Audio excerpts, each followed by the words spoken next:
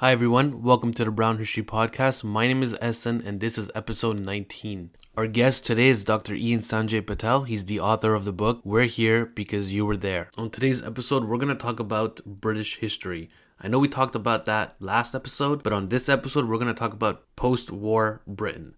Now, let me explain to you what that exactly means or why is it important. So, in 1945, World War II ends, but that's also the same year where empire ends, or supposedly ends. Now, Britons used empire as a way to define themselves, as a way to attain glory, prestige. It's a powerful thing to be part of empire, and it's ending. How do the Britons cope with that? How does the royal family cope with that? How do you show your face in world politics? And as empire is ending, Britain is trying whatever it can to kind of maintain its position in the world. And who gets the sharp end of that stick?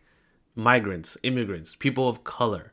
So there's a direct relationship between the ending of empire and the way they treat these people. And we're going to talk about that. We're going to discuss the racism, the immigration laws throughout the 60s and 70s and how they connect with the ending of empire. If you're interested in this book, you can get it from versobooks.com. Also, if you're enjoying Brown History and you're enjoying the podcast and you want to support it, you want to help out, consider being a Patreon because whatever you do means a lot and goes a long, long way. Trust me on that. So enough chit chat. This introduction is kind of long. Let's get on with it. Here we go. Usually I get people with a giant bookshelf in the background, but you went the different way. So, I read your book. Verso Publishing gave me a copy, and then I read it, and I'm like, I need this guy to come on my podcast. It's a lot to digest. It was really fascinating, and you think you know what's what, and then this book comes along, and you're like, oh, so that's what's what. And I think the book is really about how empire ends and what Britain did to to keep whatever power it can and whatever glory it can throughout post World War II. So empire ends in 1945 because of World War II, but it doesn't really end with just like a moment. It kind of takes a long time to end. Can you kind of elaborate on its ending? There's a lot of confusion about when was the end of the British Empire. Particularly in terms of public understanding, there's very little knowledge of, when did the end of empire actually take place. And even in terms of scholarly literature, there's some confusion about when the end of empire moment actually is. And, there's lots of ways of sort of approaching this. I mean, you could say that the end of empire really is the loss of India. So you could identify 1947 as the end of empire, and then going forward, you could look at the decolonization in Africa, beginning particularly after 1960. But once you actually sort of, what I sort of do in the book is begin to sort of dig into the end of empire, and you see that there was a deliberate decision to always defer a kind of reckoning with that final end. And you realize that, particularly at the sort of constitutional level, it never fully takes place. And that's how I sort of open the book, is to say that that the British Empire sort of transitioned to something called the Commonwealth. It was called the British Commonwealth, which, gives you the sense that it was British-led, and then it just becomes the Commonwealth of Nations. So it becomes a sort of an association quite similar to the United Nations. It's a free organization in terms of, the members freely choose to associate. But once you sort of dig into it, you realize that the Commonwealth was never really intended to be the end of empire.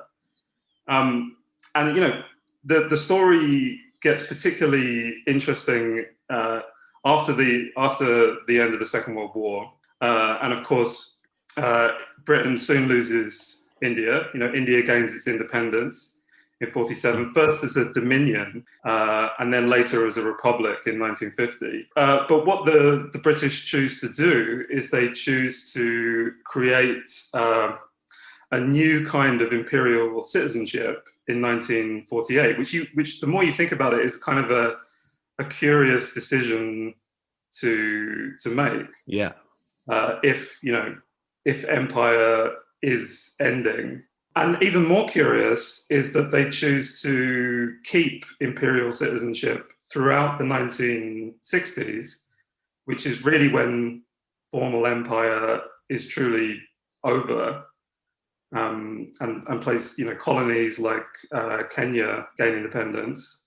And then even through the 1970s, you still have these imperial categories of citizenship. And the idea of being a British subject has actually been sort of recodified in the post-war world as citizenship of the United Kingdom and colonies and imperial citizenship. And this really carries on throughout the age of decolonization then. And that's the sort of a big clue as to the fact that there's more to the story of the end of empire than first meets the eye. And it's remarkable, really, that British political elites were able to constantly defer a final reckoning with the end of empire, and they always chose to preserve the idea of the Commonwealth. And the more that I looked into it, the more that I realized that there were all sorts of imperial ambitions that were bound up with the Commonwealth in the 1950s, certainly, and then even in the late 1960s, there were still these imperial ambitions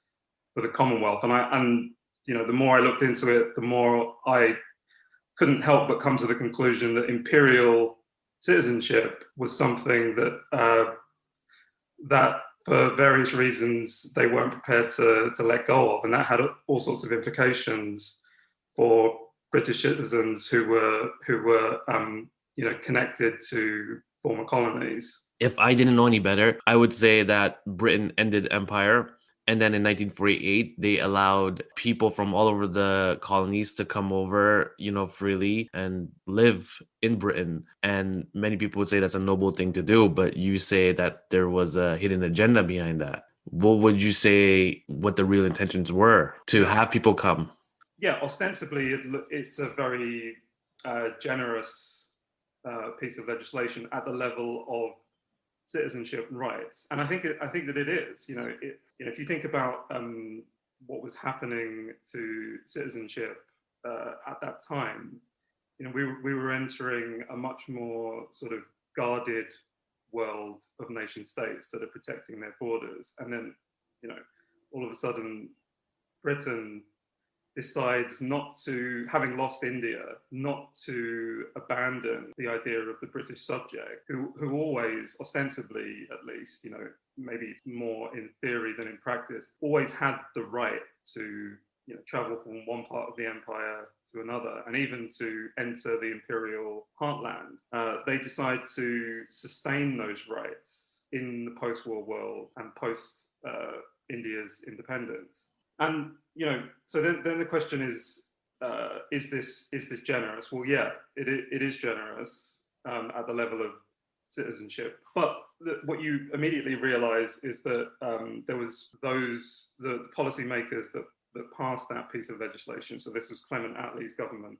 They never foresaw the fact that you would have serious migration, particularly of non-white migrants, moving to the UK. I mean, and part of this was that that kind of mass mobility was not particularly available to people at that time. It was actually very expensive to migrate from the Caribbean to Britain.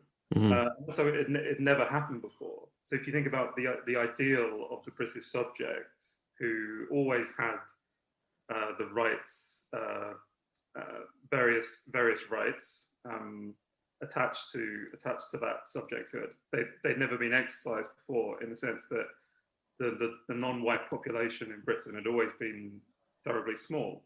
So ostensibly the question then becomes, well, if we sustain those rights in the post-war world, and we call British subjecthood, we rename it citizenship of the UK and colonies, then maybe the same thing will happen. There won't be a mass migration. But what actually happened is that people did begin to migrate.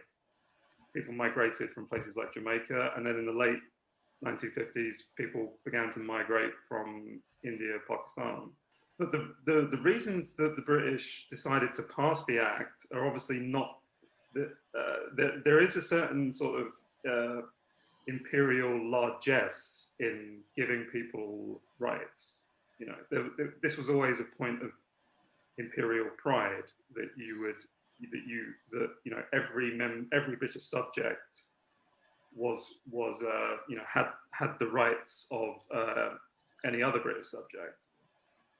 So there's a certain amount of sort of imperial largesse attached to that, but the real reason, the real sort of core motivations for passing the 48 Act are that it's a way of retaining as much of imperial unity as was possible after 1945.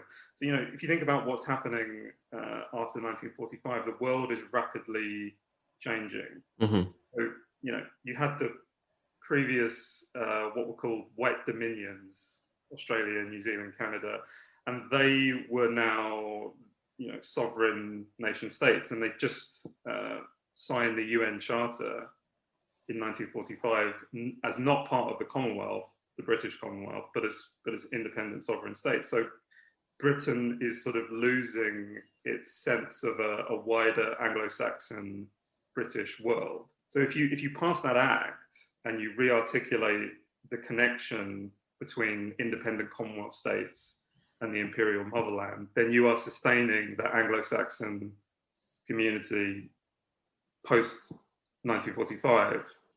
The other sort of motivation for this was Britain was desperate to keep India in the Commonwealth. You know, India had had all sorts of significance for the British, not least its sort of military manpower. And if Britain Britain knew that India was going to become a republic one day, because that was never in doubt, and Republican sentiment in India was already, you know, absolutely crystallized by the time that the 1948 Act was passed.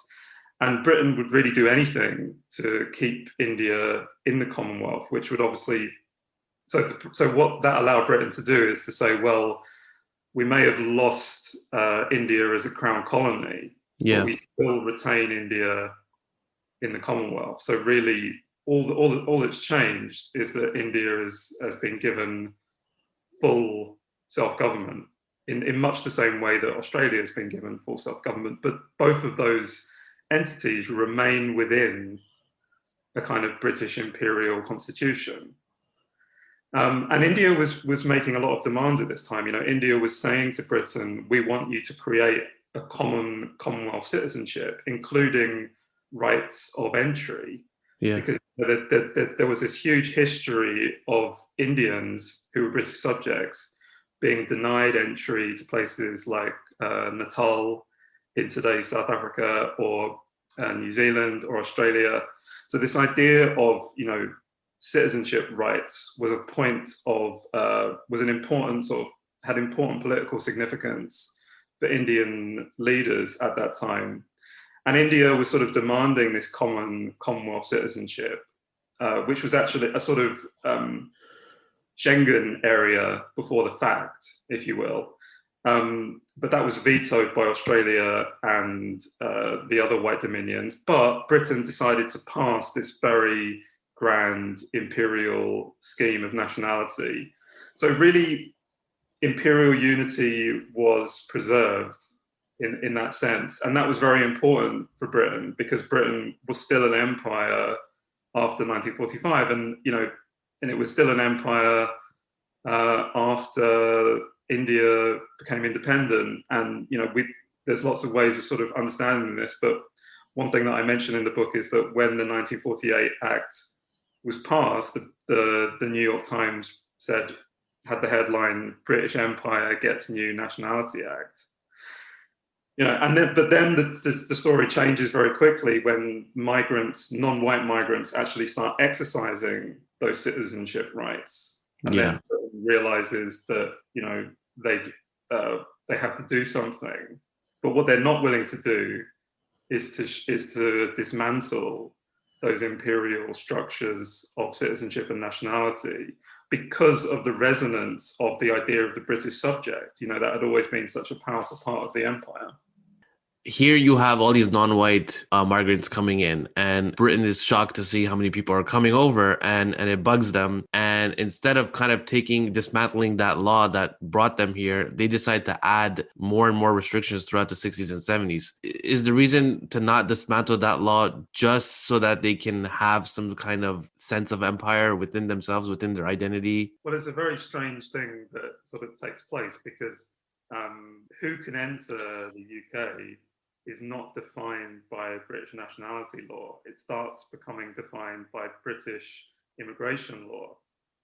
So that means that British immigration law is in direct contradiction with British nationality law, which is really bizarre if you think about it. Yeah. So the immigration laws, they use that word immigration, but really it's a bit misleading because really what those laws are doing is that they're attacking citizenship rights that are provided for within British nationality law itself. And that was the sort of strange legal compromise that the British decided to pursue. They decided to use immigration laws to protect borders at home, but retain imperial citizenship, which had this kind of currency abroad, so abroad Britain can still sort of present itself as not a nation state, but a Commonwealth-centric power, including imperial citizenship, which is really the British kind of way of proclaiming itself on the world stage after 1945, saying, well, look, there's the United Nations, which is becoming increasingly important, but and America, it sort of has its own Cold War to fight. But the British are saying, we are still a power, a very serious power, and we are a Commonwealth-centric power. We're not a nation state that used to have an empire. And, there's a lot of sort of confusion within British political discourse at this time.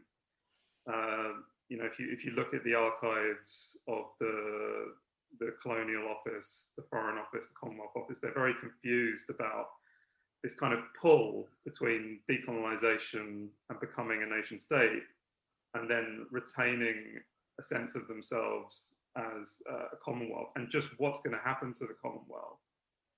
Is the Commonwealth just going to become a kind of damp squib, a kind of an embarrassment, or is the Commonwealth going to be a bloc that can compete with the United Nations in terms of influence?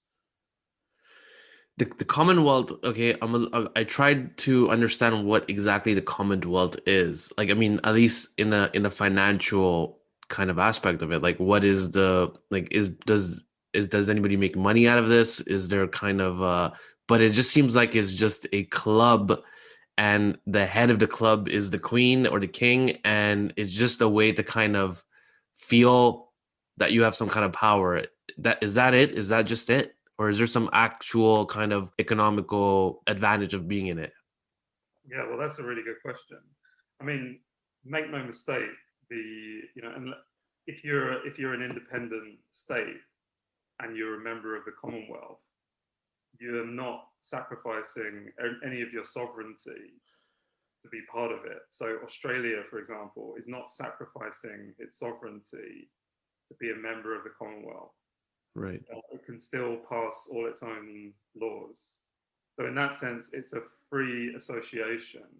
So the independent states that are part of it decide to become a member, and that this has certain constitutional implications, particularly at the level of Commonwealth citizenship.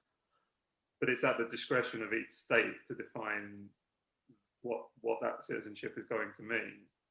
But particularly in Britain, you will get certain rights. Your citizens will get certain rights as Commonwealth citizens if you decide to join the Commonwealth. And the Commonwealth had various fora that it explored, but really it's quite a thin layer in that sense. Mm-hmm. in terms of political economy, there were a sort of series of preferential trade arrangements, and there was a relationship to sterling, British currency, which had a quite had a life of its own in the 1950s, but it became increasingly less important as the 1960s wore on. So really, actually, the Commonwealth means increasingly less to, depending on what the state in question is, but it means a lot to the British. If you look at a state like Australia, the Commonwealth means something. It means something constitutionally. It means something at various levels. But to a state like Tanzania, or to a state like India, the decision to be a member of the Commonwealth is much more sort of pragmatic. It doesn't have this kind of, the kind of significance it does for Britain. And then, in terms of the world organizations at this time, obviously the UN is a very important organization. And the Commonwealth becomes, particularly as the 1960s wears on, it becomes much more irrelevant. And Britain has to sort of deal with this in various ways. But curiously, Britain is still a Commonwealth, even though it's joined Europe. It integrated into Europe in 1973. But Britain remains a Commonwealth, so there's a series of sort of questions there. But the Commonwealth I suppose you'd say that it's a free organization of member states. And when the colonies gained independence, they could make a decision whether to join or not, or to leave. So for example, Burma, when Burma decided not to join the Commonwealth, and then those trade relationships also kind of wound down. So what is the Commonwealth? It's a free association and not much more, particularly from the perspective of sort of today, despite the diplomatic life that it's kind of led to. Starting from 1962, I think things started changing, and British subjecthood became British citizenship. And to be a Briton, like an actual true Briton, according to the British population, it meant being white, right? So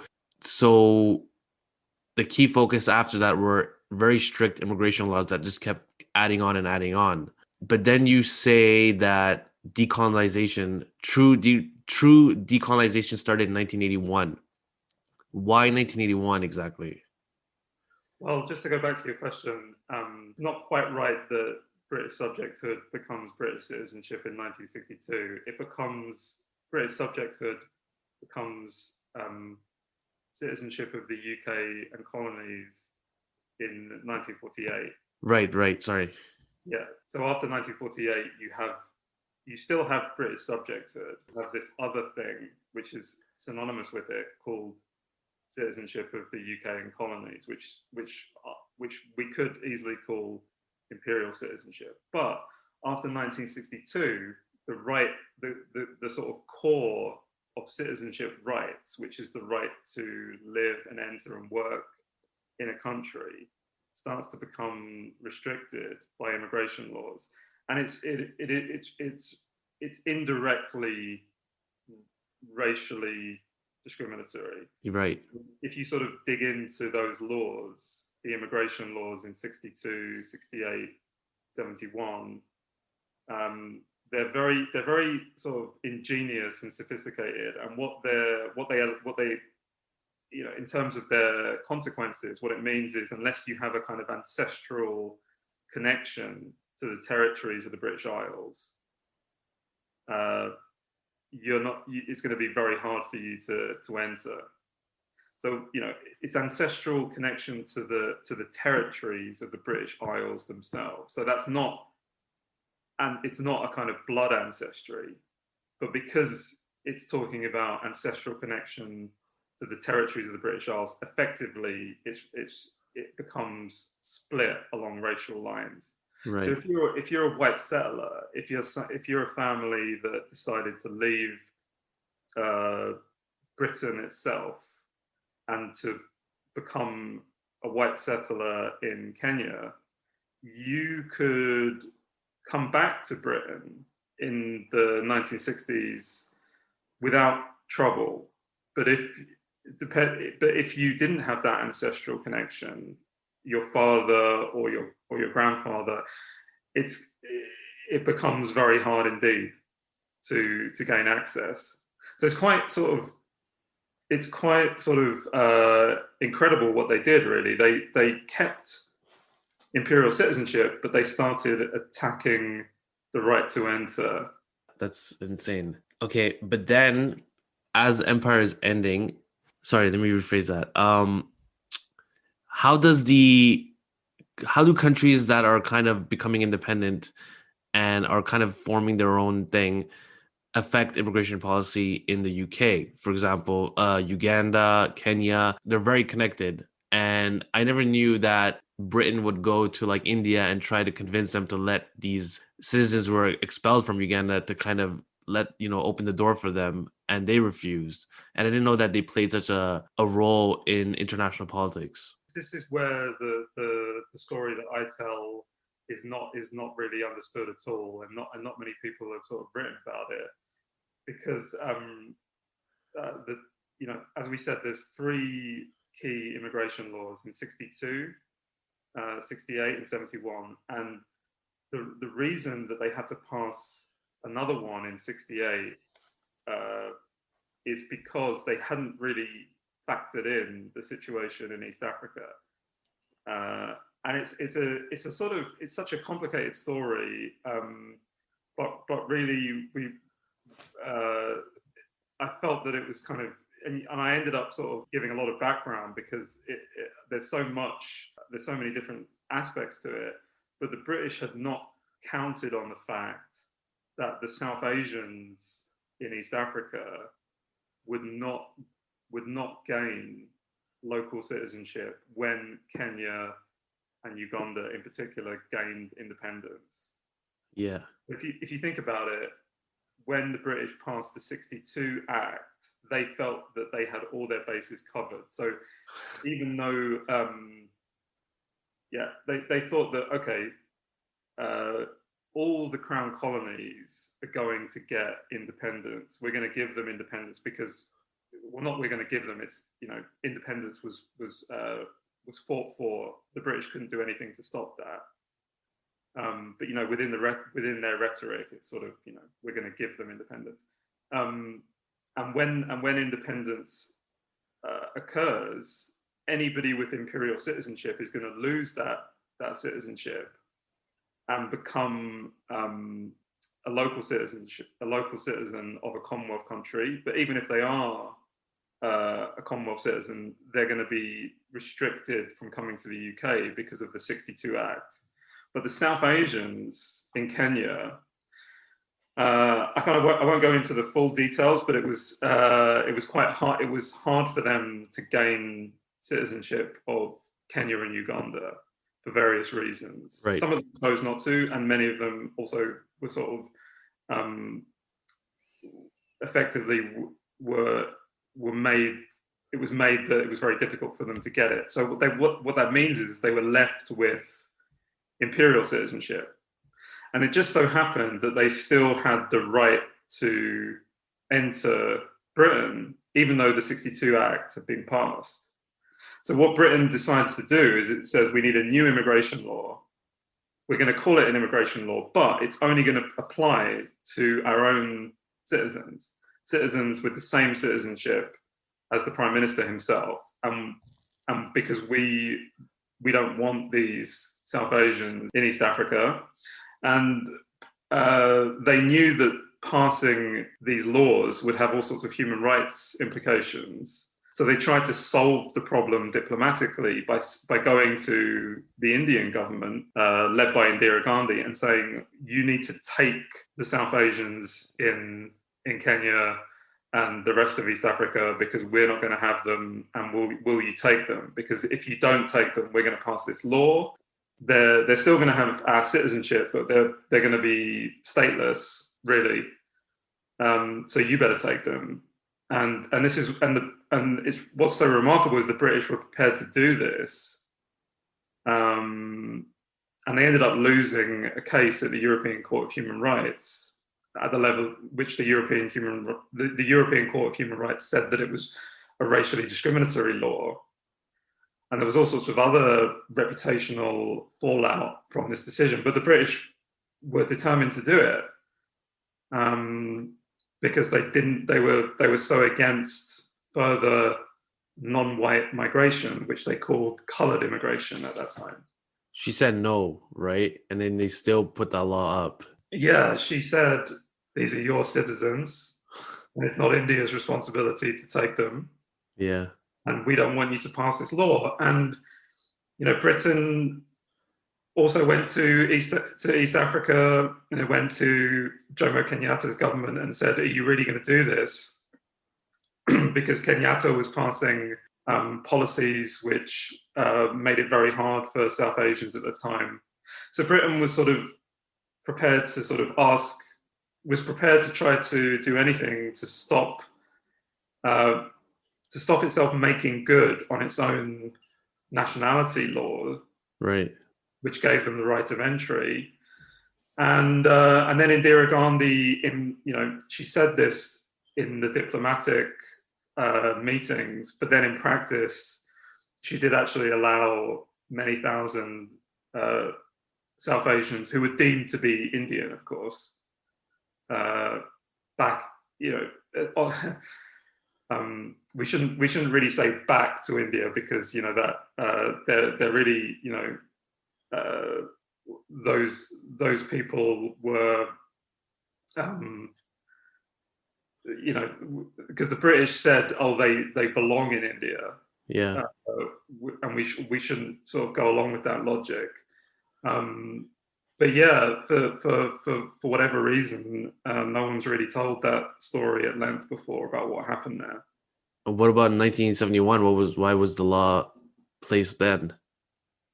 So in 1971, there was a new government, and the new government said that they were going to sort of finally solve this problem of, quote unquote, coloured immigration. And what they did is they passed a new law, which was even more sort of strict, and basically was an attempt to stop anybody else with imperial citizenship from entering the UK. And the 71 Act was an even more severe version of a kind of two-tier system of British citizenship, where it's kind of one set of rules for people who are, in practice, one set of rules for people who are white and one set of rules for people who are not white and not resident in the UK. Okay, and in 1981, you say that's when decolonization started happening. Yeah, in the sense that it's only in 1981 that you have something called a British citizen. So that those two words together, a British citizen, they were used informally in political discourse before 1981, but in law, a British citizen only began in 1981, and it was defined as somebody who was, in the first instance, born in the UK. So what it's doing is that it's saying that it's essentially a nation-state citizenship, that you become a citizen because you are, you are directly connected to the territories of the British Isles. Prior to 1981, it's an imperial citizenship. It's imperial citizenship. You could be born in an independent Commonwealth state like India or Canada, or you could be born in Kenya colony, and you would still have primary British citizenship. So it's remarkable then that throughout, how late that was. Yeah, long time. Yeah. All this Brexit and all that's been happening recently in the last few years, is that Britain's kind of attempt to go back to its former glory? It's like a dream that they're kind of chasing, or is that it, the root of it? Yeah, I wonder. I mean, you can't help but sort of think, what does it mean, this kind of rejection of Europe, and then politicians sort of resurrecting. They didn't call it empire; they called it long-standing connection. Yeah. Very euphemistic. We have a long-standing connection to India, so maybe there's going to be all sorts of trade opportunities with India as an independent, independently of the European bloc. So what does it mean? This sort of saying, well, India and Britain are part of a Commonwealth. They're connected, and now we can sort of revert to those relationships. That's a sort of re-articulation of the same language that was happening in the 1950s. Yeah. When Britain was still clearly an empire because it still had crown colonies in Africa. And it's also a reiteration of the language in the late 1960s, where Britain is really kind of contradicting itself about what it wants to do. Does it want to be part of Europe? I mean, it does want to be part of Europe throughout the 1960s, but only in a kind of ad hoc way. The real kind of identity of Britain itself remains Commonwealth-centric. Britain's always struggled to define itself as a nation state. And various people have sort of argued that this is about class. Yeah. The idea of the British nation is not very unified because of class divisions. But it's also an imperial story. Britain as a nation state, kind of, it just sort of slips through your fingers. But Britain as a Commonwealth, and we could even say as an imperial Commonwealth, that seems to make sense in the minds of British political memory, past and present. What would you think is a way to kind of end this dream and kind of move forward? Of trying to, Britain's attempt to kind of go back to the way things were. How would you say you could kind of just end this so that we can kind of move forward? Well, I think it's unhelpful, this kind of overplaying, the way that the British political elites will sometimes overplay their hand. So this sense that the Commonwealth is this sort of really powerful thing in the world. Is clearly not real. From India's perspective, its membership of the Commonwealth is much less significant than some of the comments that British politicians made after the decision to leave the European Union. So I think there has to be I think it would be helpful to have a real final, and you could say that it's kind of happening to an extent in today more than it was 20 years ago, a reckoning with what happened after 1945, what happened after India gained independence, what happened after Kenya gained independence in 1963, and what is Britain's relationship with Europe, with its former colonies? What is its relationship with these places, and what is Britain going to be in the world? It's I think that it's remarkable how that promise of reckoning, it kind of comes into focus and then it recedes. And just at the sort of level of public education, I mean, I was really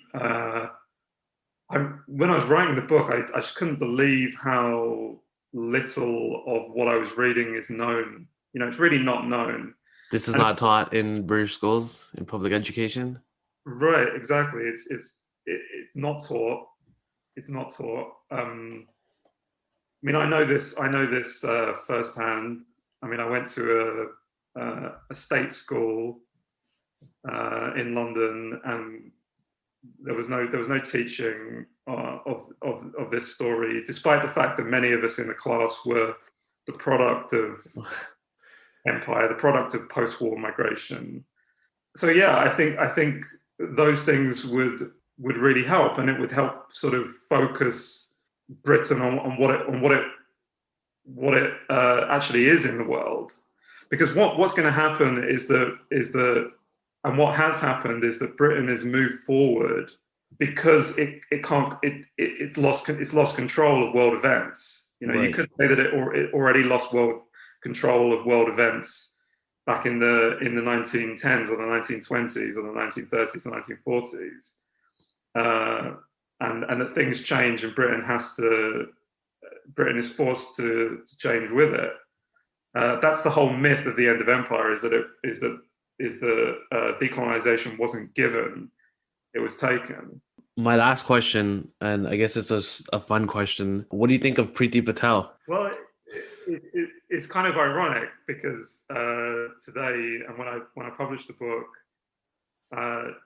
two of the great officers of state, which is the phrase, as the phrase goes, the Chancellor and the Home Secretary, are both East African and South Asians, Rishi Sunak and Priti Patel. So there's just a lot of irony that the daughter of a Ugandan South Asian who was basically, her parents were the target of these immigration laws in 1968 and 1971, that she now, 50 years later, would be Home Secretary. So I kept on thinking, does she know about this? Does she know this story? Does Rishi Sunak know this story? Does the Conservative Party, how much, obviously in the memory of the civil service, in the memory of diplomats, and in the memory of politicians, of course they know, but do the actual politicians themselves know? And how do they deal with that irony? Because the irony is so extreme. Yeah. Right? Yeah. Those two, particularly because Rishi Sunak's father was born in Kenya, I believe. He's Punjabi ancestrally, but Rishi Sunak's family came from Kenya, so he's directly targeted by the 1968 Commonwealth Immigrants Act. So you couldn't have much more kind of irony and kind of paradox there. And the fact that it's not spoken about is just really remarkable. The fact that it's so, for example, when Priti Patel became Home Secretary and Rishi Sunak became Chancellor, there were no articles that went into this, and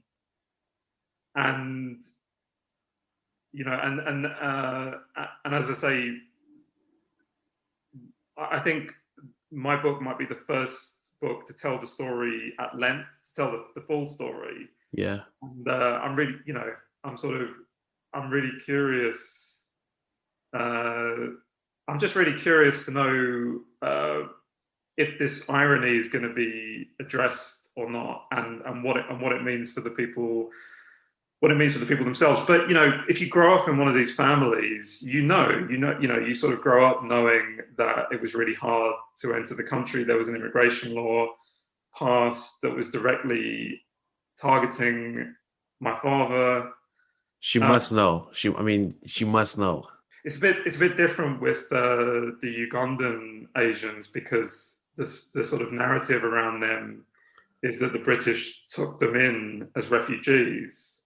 Oh. When Idi Amin expelled all the South Asians from Uganda. But what I sort of talk about in the book is that a lot of those Ugandans, at least some of those Ugandan Asians, were themselves British nationals. So they can't really be refugees if they are British nationals. Right. And some of them, a few of them, were fully fledged citizens, so they had every right, you could say, to come to migrate to the UK.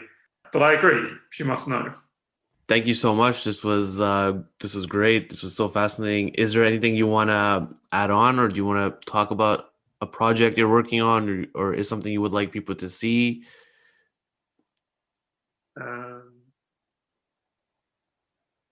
was that? by the That was way. great. It was great. It was great. Yeah. It's a lot to digest, especially when you're not a British, you're not from Britain, Yeah, but I think people got the gist of it. That's why I wanted to ask, like kind of like chronological order so that people understood the background, the context of it. yeah. And I usually give a little intro about like a quick like what this is about, but it was good. Okay, yeah. It is. I was aware that it's just it's such a complicated story. This one, and especially because it's all this the law, the legal definitions and stuff. So I want to be accurate. Yeah. It's so hard to kind of.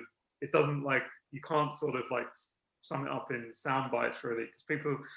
If I was listening to it, you would be a bit confused, because like what are all these definitions? Yeah. But So you dumb the whole point. The reason why this page is success is because I dumb it down. did You I know, don't did I I dumb it. No, no, it was good, and I dumbed it. I'm the dumb guy, right? So I come in and I ask you dumb questions, and you kind of give me the quick of it, and that's it. But it was good. It's just, yeah, it can be a little complicated, but you yeah can't expect everyone to understand the whole thing, but they can catch like pieces of it, yeah you yeah know. So don't worry. okay. No, I really appreciate you asking me. I was like, how did you? Oh, you heard about the book because Verso sent it to you. Yeah, Verso sent me the book. They just like came out of nowhere and asked me for it, asked if I wanted it, and I'm never say no to a free book. Yeah, And then I took it and I started reading it, and then I was like, this is interesting. And then I read up on some of your and then I read up on you, and then I said, why not, get you in, and that's it. yeah. No, I'm I so I posted your opening expert on my page. You say again. know, I posted your. Oh, I forgot to ask you about the title, but I posted about the title on my page. What it meant and how this confusion. We're here because you were there, but yeah, we'll see. Oh, did you put it on the Instagram? Yeah, and I'm gonna post the book on the Instagram. I kind of use it to kind of garner hype. I'd be like, this is the next book I'm gonna talk about, and then people are curious. Sometimes they buy the book, and then they listen to the episode. Right. Yeah. I Okay. Yeah. No, I'm so grateful. Like No, man, you did all the work. I did nothing. I just came along with a microphone. That's it. no. I mean, I was so happy when you got in touch. I mean, it's amazing. I listened to some of the other episodes and I looked at the page. I mean, it's just I'm so happy. I was just thinking like those. When I was speaking earlier, I was thinking these questions, these answers I'm giving are so long. They're like 10 minutes. No, that's good. Yeah, I kind of yeah. It's always hard because it's that balance between like accuracy and then just kind of informality. Hmm. Because it's so difficult because like part of the struggle is you don't want to give inaccurate information, but to give accurate information, you have to tell this whole like complicated story, and I think that's part of the reason that the story hasn't been told is because very few people have been able to go through the law itself because it's just like mind-bendingly complicated. Yeah, but you could always. I mean, I try to avoid. I just try to dumb it down as much as I can into story mode, like as if I'm talking to a child.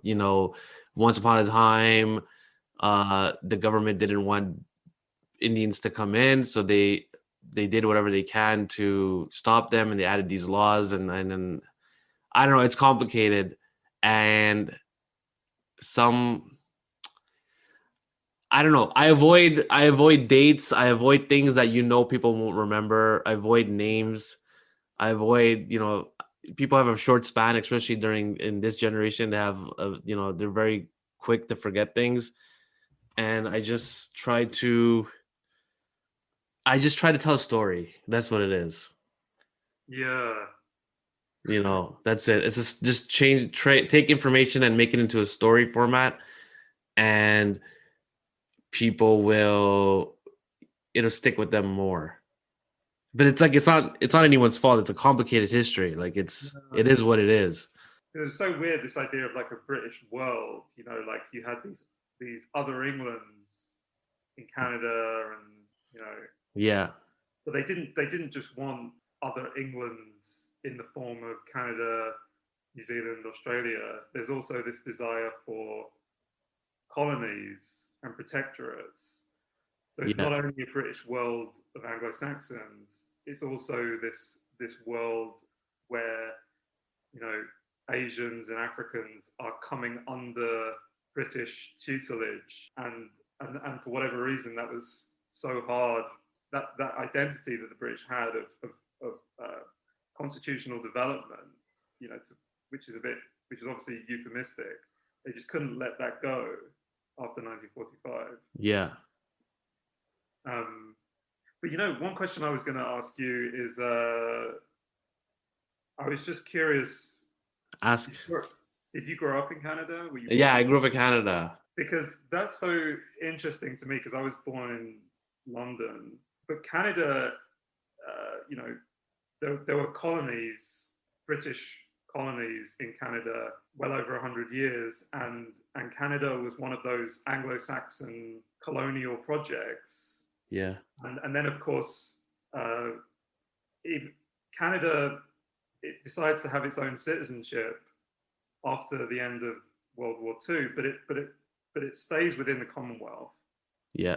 Today is Victoria Day. Oh, well, that's ironic. Yeah. Yeah. What is it like in that sense? What is this? Is there much of a relationship to Britain? Is it very, what is the kind of imperial imagination in Canada? We don't have much. It's all really on the surface. We have Victoria Day.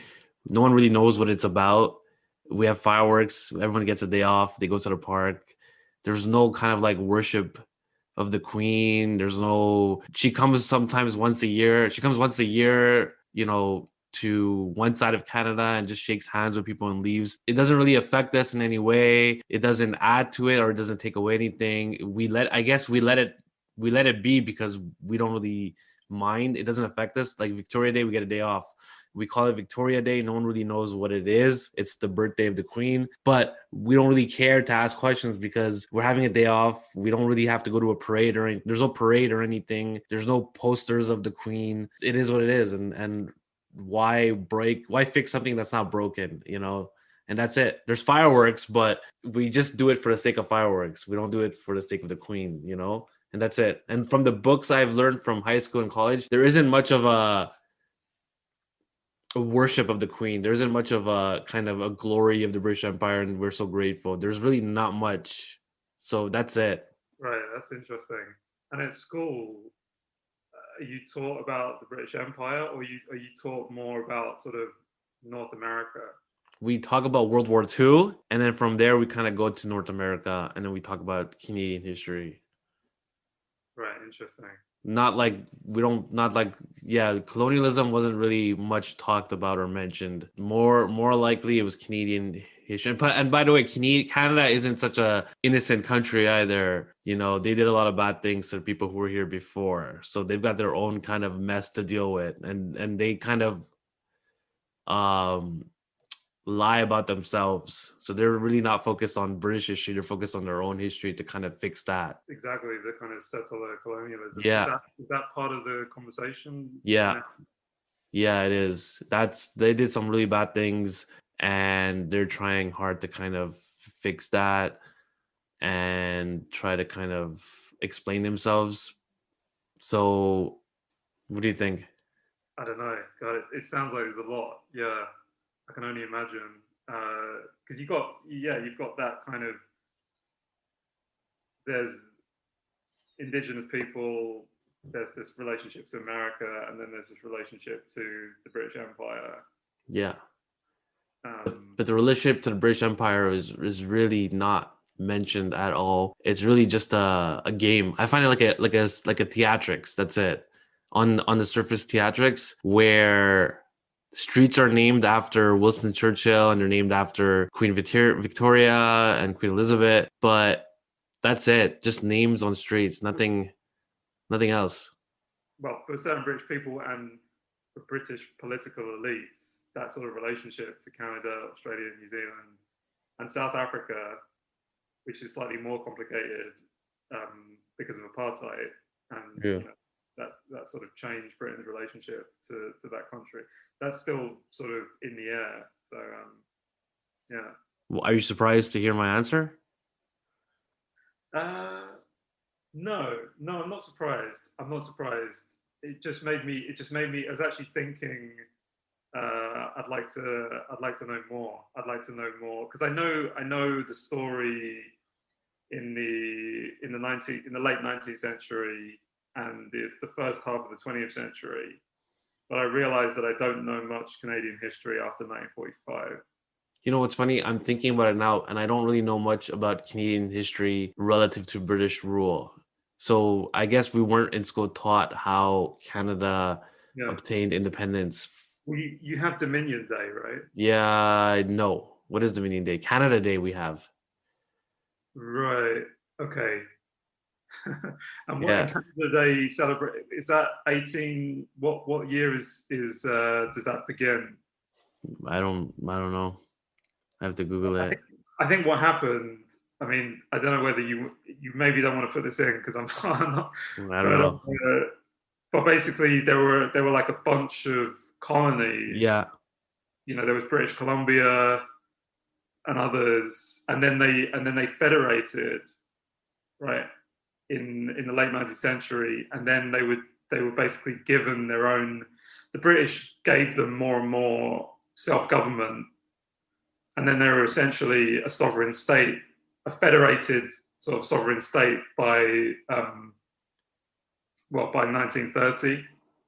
So there's not the same history at all there as there was in America.